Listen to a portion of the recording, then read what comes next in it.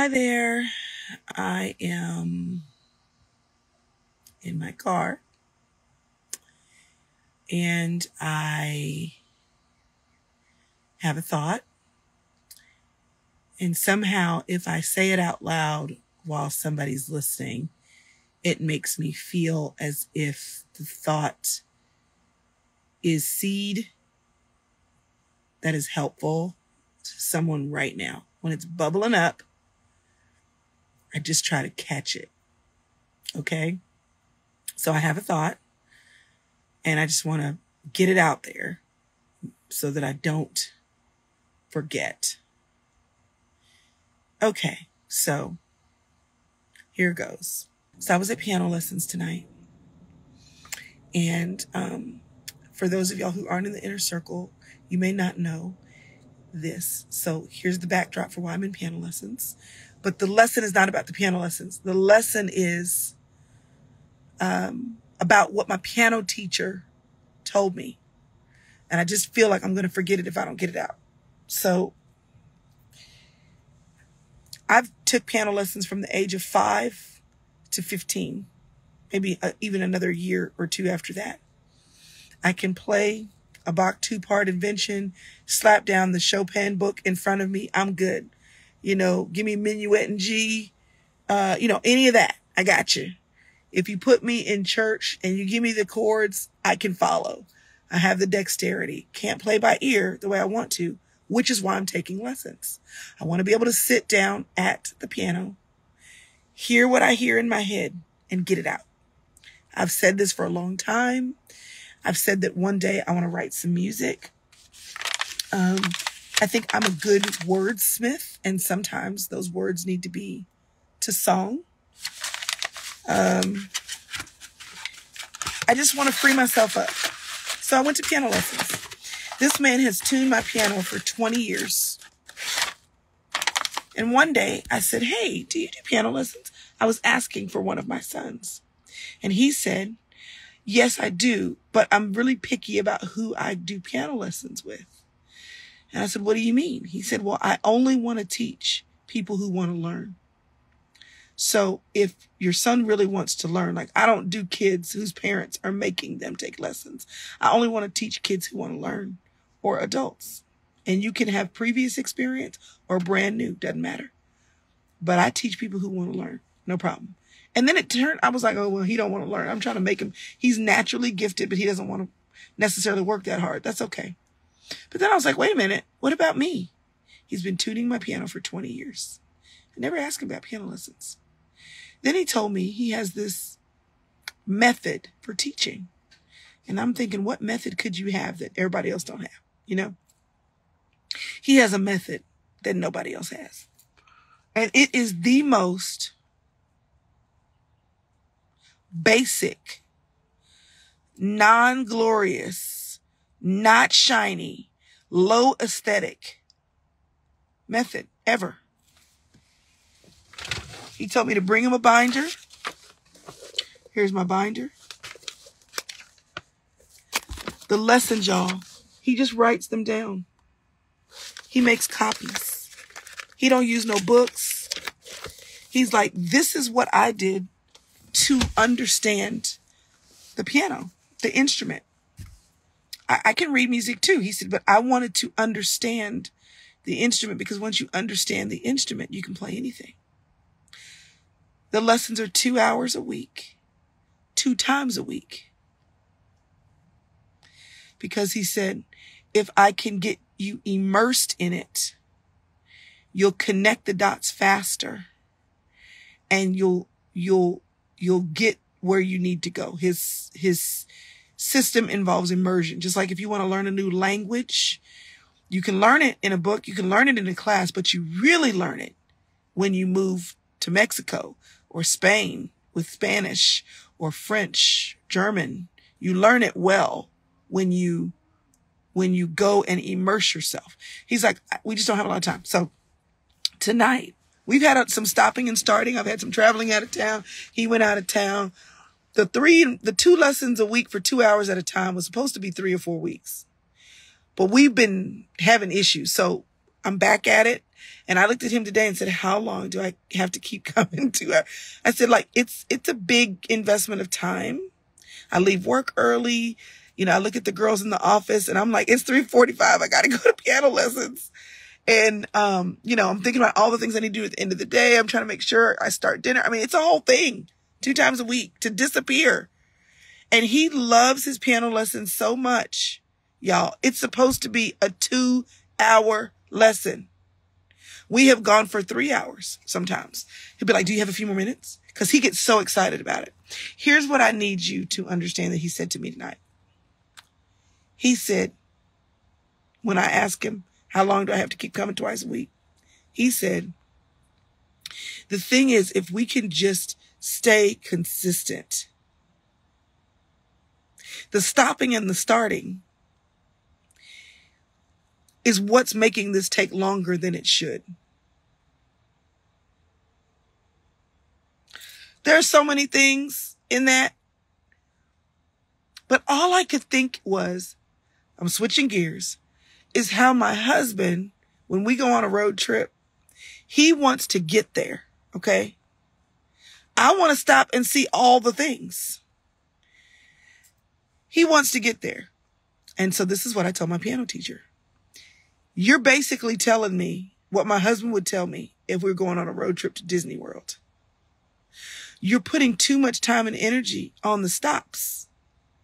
If we would stop with all the stops, you'd get where you were trying to go.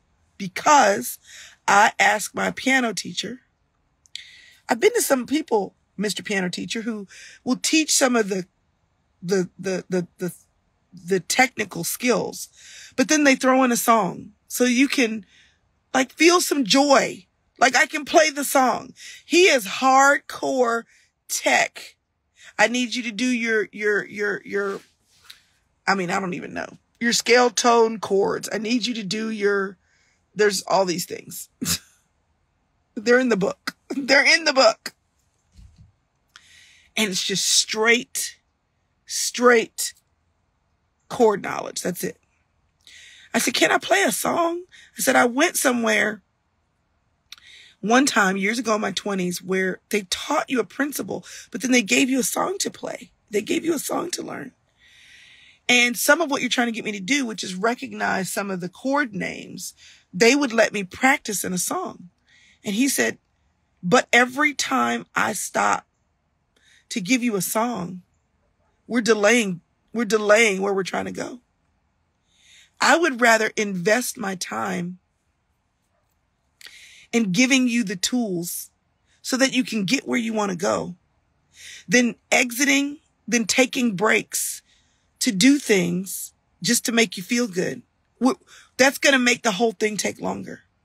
And I thought, my husband would say to me, we're not going to exit and do all these little foolery trips. We're not going to see the little sights. We're not going to see the caverns. We're not going to go veering off road to go look at the little thing from the little book that you got. We're not going to, because we're going to Disney World. My husband and my piano teacher think the same way. Why would you delay the big part of your life for unnecessary stops? Now, I believe you should enjoy the journey, and I believe sometimes you stop over and you just have a good time. But I also believe, y'all, that many of us get stuck on our stops. I can take a year. He said, why would I give you a song to play with your limited skill and knowledge when with a couple of months, I can set you up to play whatever you want to play? Why would I stop off and do that?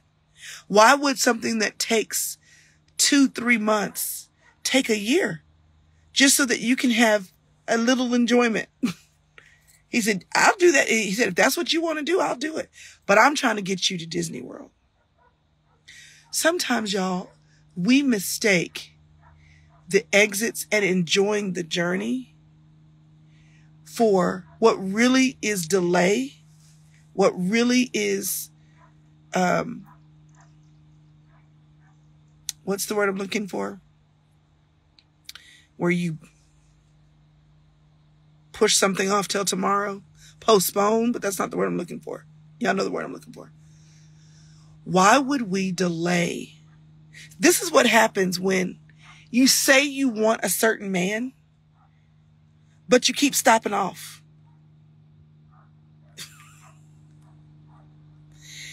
This is what happens when you say you want a certain employee with a certain skill and you keep stopping off. Procrastinating, that's the word. This is what happens when you say you want to reach a goal in your life, financially, but you keep stopping off. Now, I believe that sometimes you just need to stop off a little bit because you do have to live life along the way. But some of us are habitual stoppers. And we stop to take advantage of things that don't even scratch the itch. You have to know the difference between smelling the roses and getting lost in a garden that doesn't belong to you. You have to know the difference between having small joys in your life and blowing your budget and not getting to your financial goals. If you see a pattern of exiting, if you see a pattern of taking a break, if you see a pattern of pressing pause, and then when you come back to it, you regret the time that you took because you know where you're trying to go. If every time you say you're going to go back to school, but you don't because you took a class or two, but then, this semester you didn't feel like it. But then you're trying to get to the playground. You're trying to get to Disney World. You're trying to get to the thing. Y'all, our lives are going to be littered with all of the exits we took. And we know where we want to go, but we keep taking exits. And he just looked at me and said, I'll do whatever you want me to, but I wouldn't give you a song to play just to make you feel good about learning a few chords. He said, because what's going to happen is you're going to get distracted playing with that song.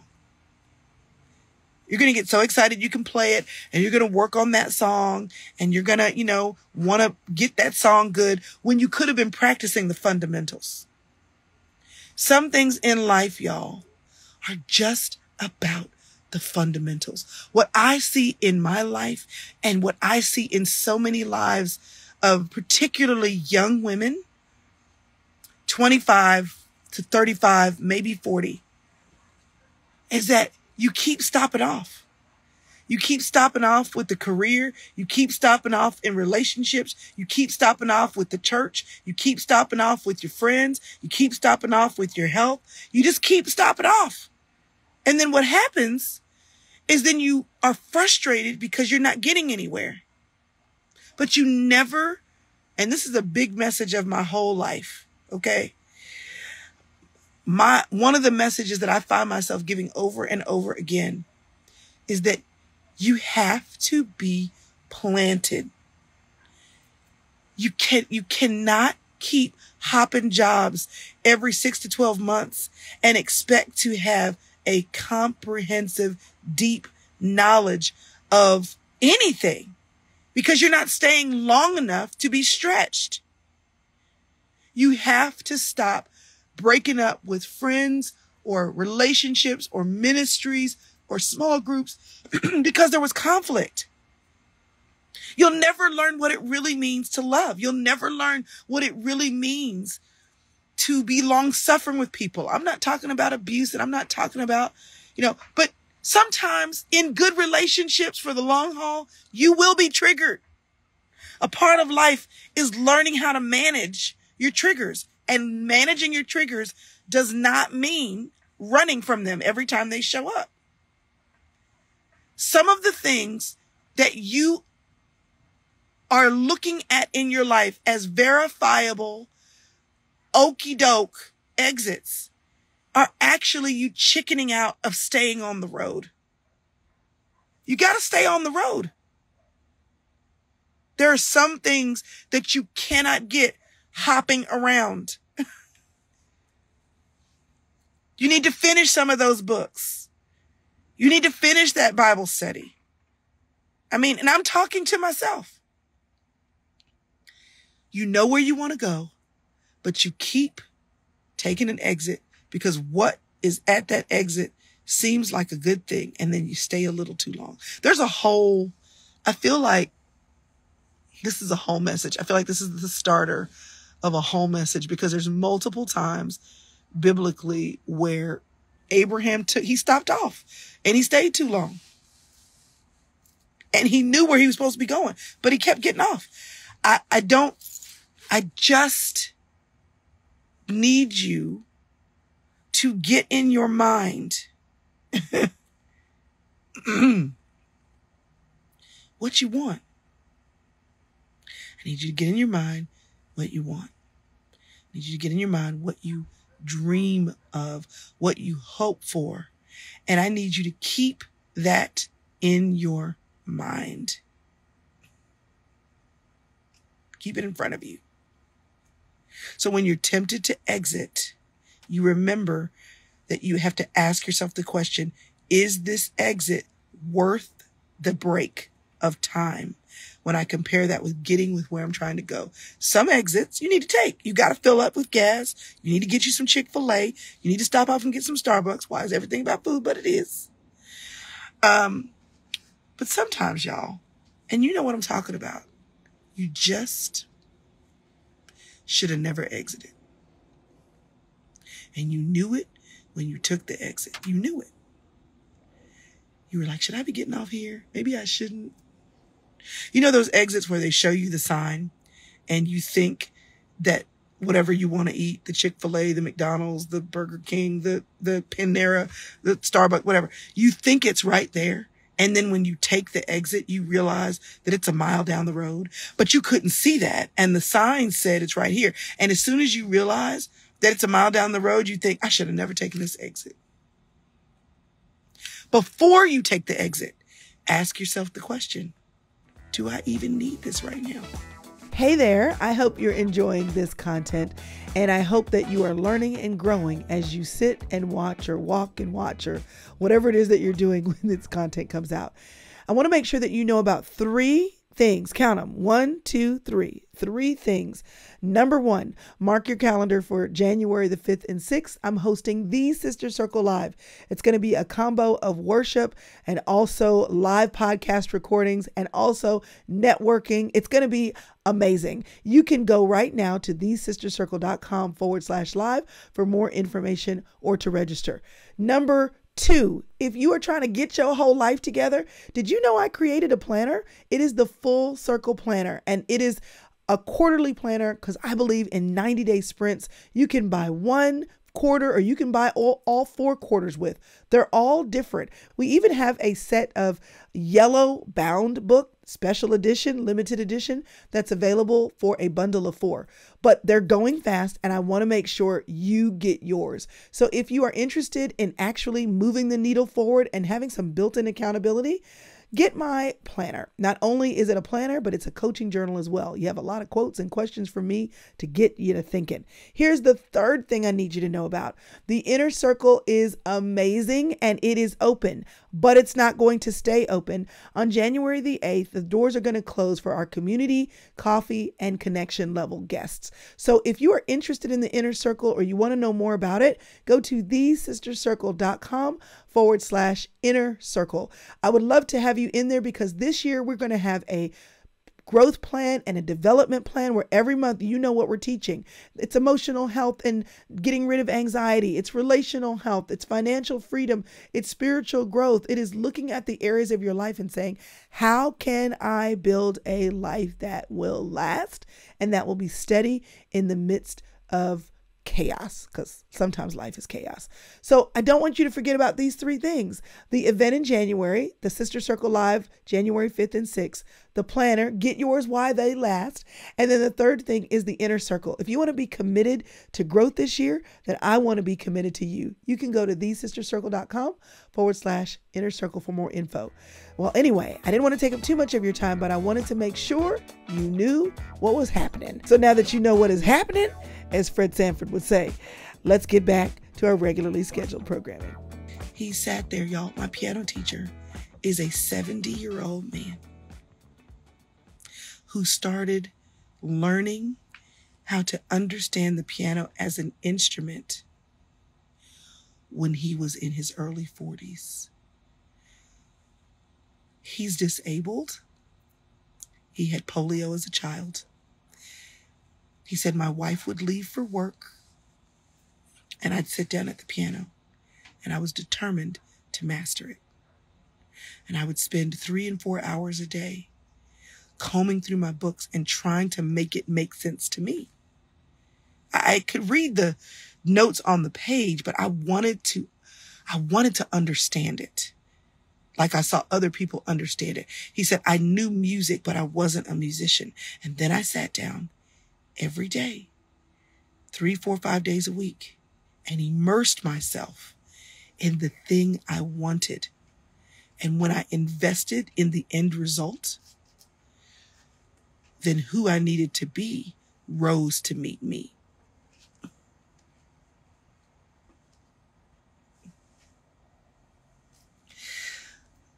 There is a you, spiritually, mentally, emotionally, physically, financially, relationally,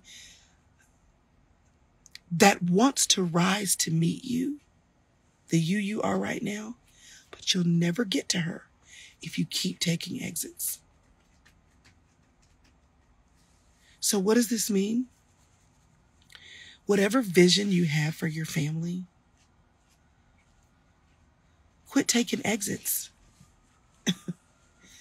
Quit saying, one of these days I'm going to plan meals and sit around the table because, I know I need to spend time with my family. We need to see each other face to face. We need to turn off the TV. We don't need to be on devices. What are you waiting on? Get a basket, put it in the kitchen, and at a certain time, everybody's devices go in the basket. And you're going to be the mean mom and the mean parent and all the things. You leaving on that one, aren't you? Mm-hmm. I'll be in there in a minute. I know you want me to do your hair. But you keep getting caught in the busyness of life. So what does that mean? That means that you have to put some pillars around your life, some things that are non-negotiable, so that you make room for the family life you want to have. I know you want to finish that Netflix series, but do you actually want to create family memories? Or do you want to finish the series? What will actually be the final destination? And whatever that is, you need to start investing in it right now.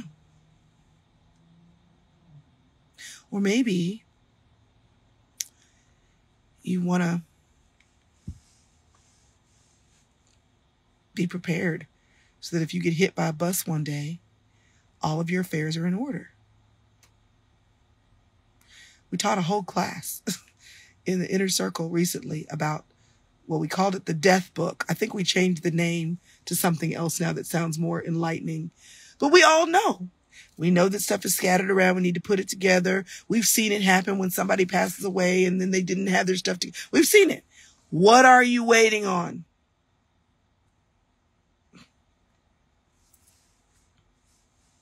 I know you're 28 and you're making good money and you're living the life, driving the car that you want to drive, and you can kind of eat out whenever you want to, and you're dressed in clothes that you really like. You're sporting it all, and they keep coming to you with the investment package that they have, and you're saving a little bit, but you're not maxing out your 401k or your 403b, because why?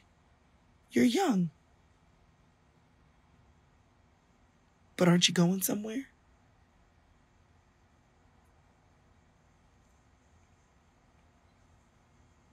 Where are you going? What do you want? If you don't know what you want, I guarantee you do if you think about it like this.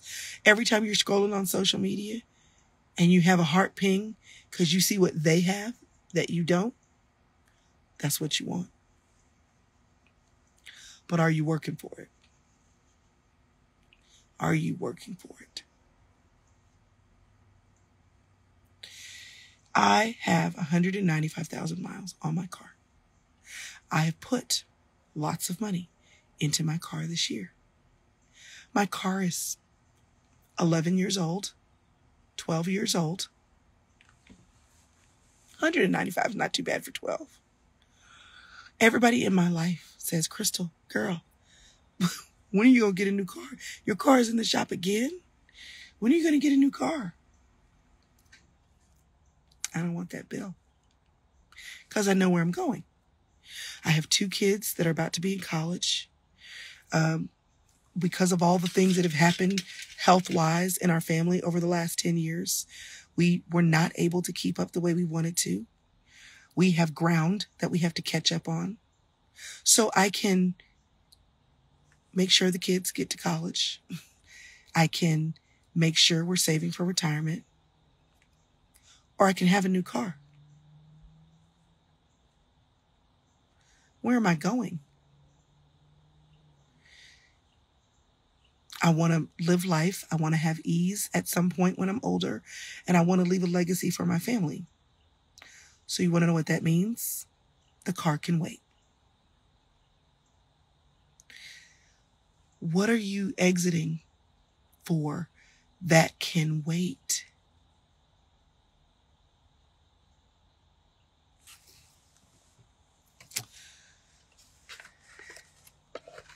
I just want you to have what you're supposed to have. What's over there?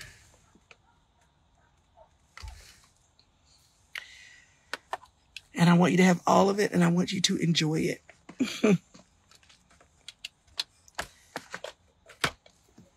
So I don't know who this was for.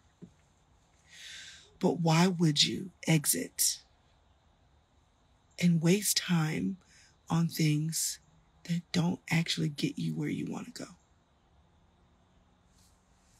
So, there we go. That's all I wanted to say. That's all I wanted to say tonight. You know?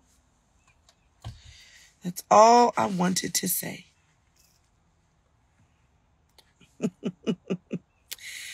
Now, that said, we all have to make decisions. We all have plans, and sometimes those plans change. Sometimes what we thought we wanted or thought we were going to do, we wake up one day and realize, oh, this is not it. So let me give you one more word of advice. That's hard for me to take, but it is true, and I've never regretted taking this advice. When you realize that you're headed down the wrong road, when you realize you took the wrong exit, when you realize you should have never been on that freeway, don't get stuck thinking about whether or not you should stay where you are because you already invested. It's a sunk cost fallacy. It says, since I've already invested, spent the time, spent the money, gone this far, I might as well stick with it, even though I know it's wrong. This is why we stay in bad relationships. This is why we don't get out of debt. This is why we just give up and say, well, since I've already gone this far, I might as well stick with it. Since I've already put in the 3 years to the wrong degree, if I change my degree, I have to stay here an extra semester or an extra year. So I'm just going to get the wrong degree because I don't want to put in more time. As soon as you realize you took the wrong exit, as soon as you realize that you have been on the wrong road, as soon as you realize you made a mistake, you cut your losses and you change direction. You cut your losses and you get back on the freeway. You say, what? That investment was for me to learn a lesson. That's what I got out of it. You never lose. Anything that you think you lose, you gain in knowledge, you gain in wisdom, you gain in experience. But once you realize, oops, I made a mistake, you don't sit in it. You wake up and you pay attention to what you need to do and you shift. You don't sweat bullets over it. You don't lament over it. You don't rake yourself across the coals. You don't do any of that. You say, you know what? I thought this. I've learned something now. I'm going to make this decision and I'm going to move on. And whenever you start to rake yourself across the coals because you took a wrong exit, you stayed on the wrong road too long, this is what you tell yourself. This is what the future you have to give your future you permission to tell the current you, girl, you needed that experience because who I am, who you're going to be, needed that experience to walk in wisdom, walk in confidence, walk in boldness because you know stuff. Yes, it would have been great if you didn't have to learn the lesson the hard way, but you learned the lesson. And you know what? Since you learned the lesson, that's going to help me be better. That's helping me be better right now. So you just say, you know what? I needed that. I needed that. I needed to learn that. I'm going to be better. When I recover, I'm going to be stronger and I'm going to be able to help someone else. I'm going to be able to tell someone else, let me give you a warning about the pitfall. I'm going to be able to help someone else who got stuck. I'm going to be able to better navigate the situation. The next time I see an exit, I'm going to know I'm not supposed to take that exit. The next time I have a distraction, I'm going to know better. I'm going to know better. When you know better, you do better.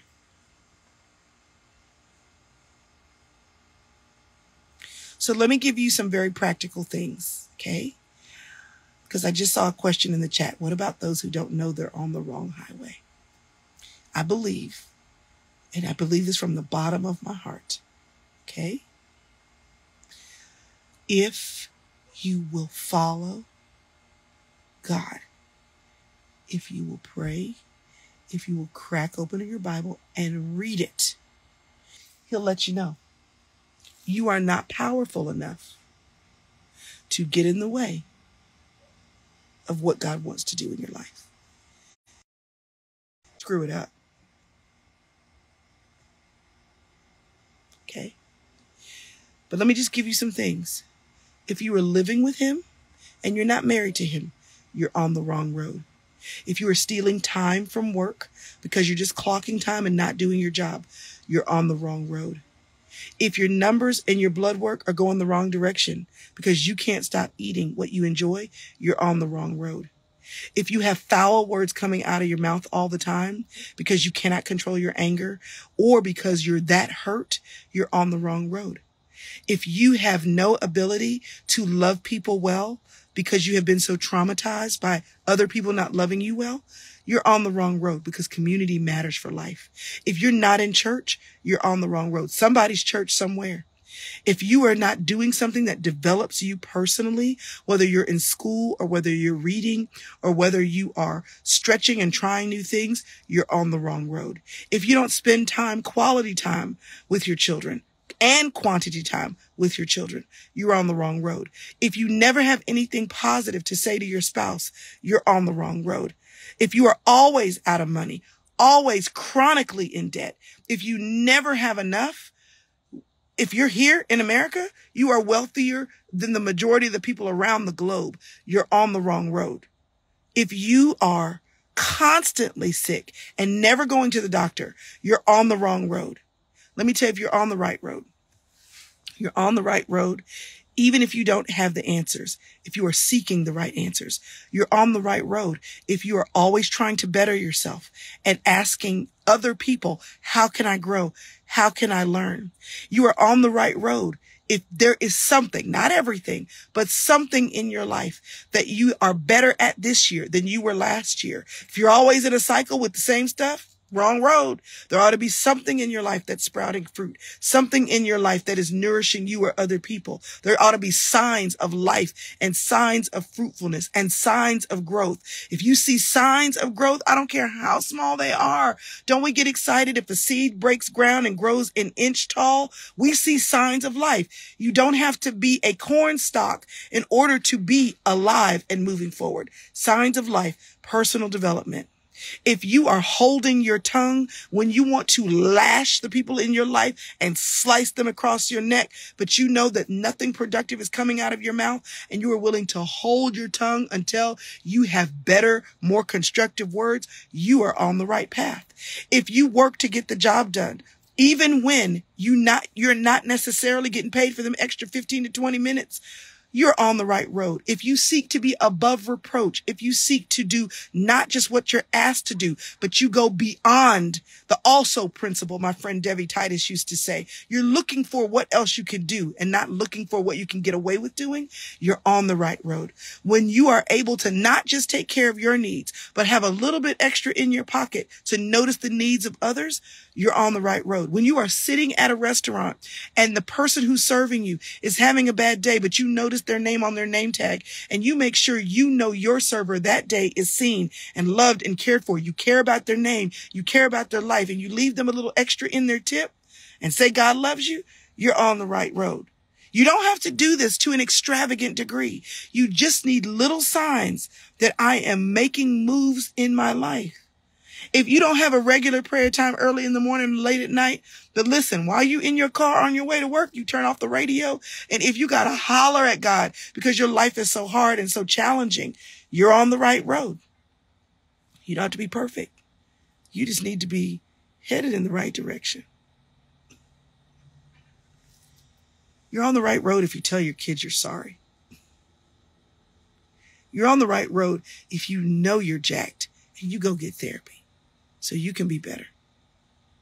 You know you're on the right road if you're not good with finances, but you're really doing your best to manage what you have. You're on the right road if you're laughing. You're on the right road if you're crying, because emotions, positive or negative, are good for you. You're on the right road if you are cultivating intentionally friendships. You're on the right road if a friendship, because you were willing to cut them off, you actually decide to work on it a little bit if the friendship can be restored and can be healthy. You're on the right road if you're serving in your church. You don't have to be perfect. And if you dropped an F-bomb yesterday, leave it, apologize if you need to, and keep moving. There have been worse things, okay? If you've got substance abuse going on, deal with it. If you've been sober and you can count the days, the weeks, or the months, you're on the right road. I just want you to be on the right road. And I want you to stay on the road while you move to your destination. Where's your destination? I don't know. What I do know is that you truly are called for a purpose. That's all I got. I mean, sometimes when it's bubbling up, there's always a bubble. On Monday mornings, Inner Circle girls, y'all know, there's always a bubble. There's always a bubbling over. But I literally was sitting in my car and I was like, I think if I don't, you know how if your stomach is upset and you need to throw up, you're like, I don't know exactly when it's going to come. But everything in your body, like your spit starts forming in your mouth, your stomach starts turning, you know that something is coming up and you know you need to pull the car over. You need to get to some grass. You need to do something because it's coming. And pregnant, right? You're having a baby. There comes a point where the baby is coming. So you can say whatever you want to say, but you got to do whatever you're going to do because the baby is coming. It was one of those moments. I was like, I feel like it's coming and I just need to get in a place where I can let it do what it's supposed to do. No notes, no filter, no plan, no Monday morning live. Because if I would have waited to try to write it down or waited till Monday, it wasn't going to be there. So I had to get it out right now. This is what I want to say. Listen. Listening is better than talking.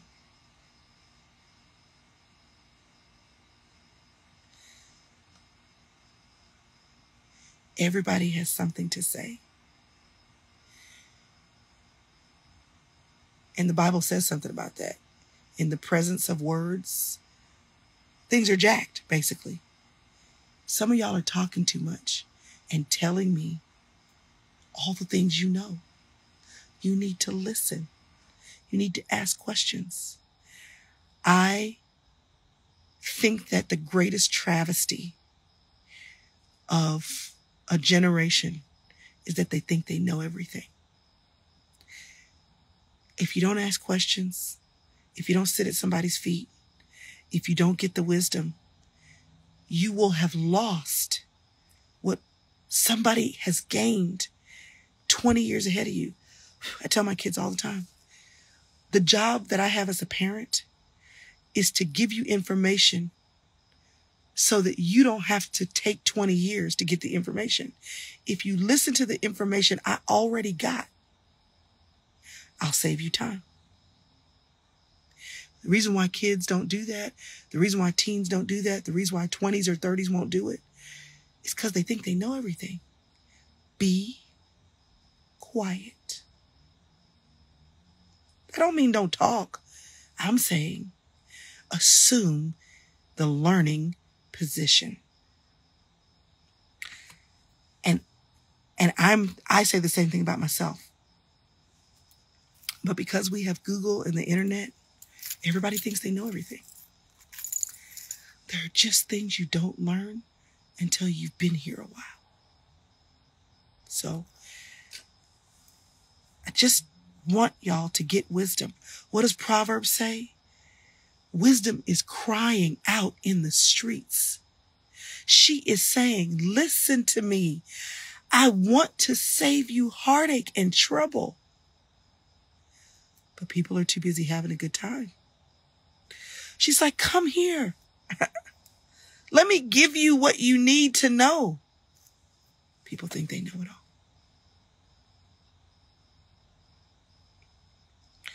What do I know? It's basic, y'all. The Bible says, whatever is at your hands to do it to the glory of God, whether you eat or drink, in whatsoever you do, be excellent. Be excellent. Be kind. Love people. And let the stuff that comes out of your mouth, because the power of life and death is in the tongue, your words bring life.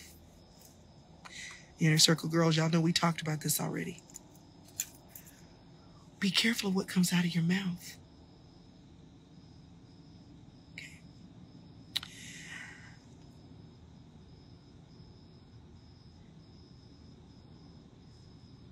We all are on borrowed time. And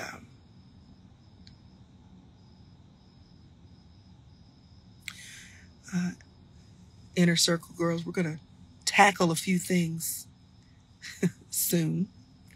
We've been talking about and planning for the third quarter. And we just don't have time to waste, you know? You know, I like to bring in experts. Some things I'm not going to talk about. But like literally, like,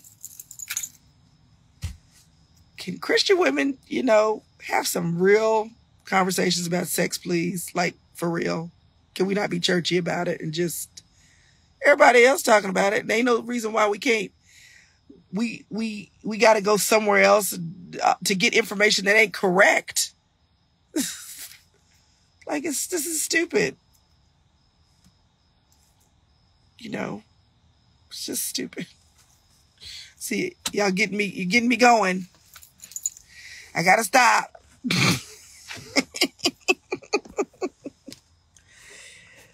I mean, like, can we talk about money? Like, it's like, if God has called you to a life and a ministry or a job, and you know you're where you're supposed to be, and you're barely paying your bills, amazing. And I have had seasons like that. But if God has given you the power to make wealth, and you have an idea, and you can run a business, run a team, make money. Why are we apologizing for that? But make money and do good. Write some checks. Bless some people. Live on half of what you make. Like, can we talk about paying your kids when they're teens so you don't have to write it off? That they don't have to report it and you get to write it off and they can start their IRAs when they're 16. Can we talk about that? Anyway, all the things. Keeping it raw and real is what I do. So y'all just need to know I've been thinking a lot, and I need to be on my right road. I got to get where I'm supposed to be. I need to not take exits that are cute, because people in these streets will have you taking exits because everybody else is taking the exit. Last thing, and I promise I'm done. Have you ever had a wreck happen on a freeway? And everybody was trying to avoid the wreck. So everybody started getting off at the exit. Everybody. They cutting across the grass, all that. And have you ever been a person that took the exit because everybody else was taking the exit? And then you realized, I should have stayed on the freeway. I'm more stuck on the service road than I would have been had I just stayed on the freeway. Has that ever happened to you? I just want to stay on the freeway. I just don't want to be distracted. I don't want to exit too early. I don't want to exit because everybody else is doing it. And this world, y'all, will have you doing stuff because everybody else is doing it. Good things. So anyway, I'm rambling now. I feel relieved. Whatever I was supposed to say earlier, got it off my chest. But, yeah, it's time. It's time for you to get on the road. Quit messing around. All right, y'all. I think that's it. Inner Circle girls, I'll see you on Monday. I might have a few more things to say about this. I have some inside scoop about what's going on. So, okay. Woo. Bless the Lord, oh my soul. Y'all have a good night. I will talk to you later. Bye.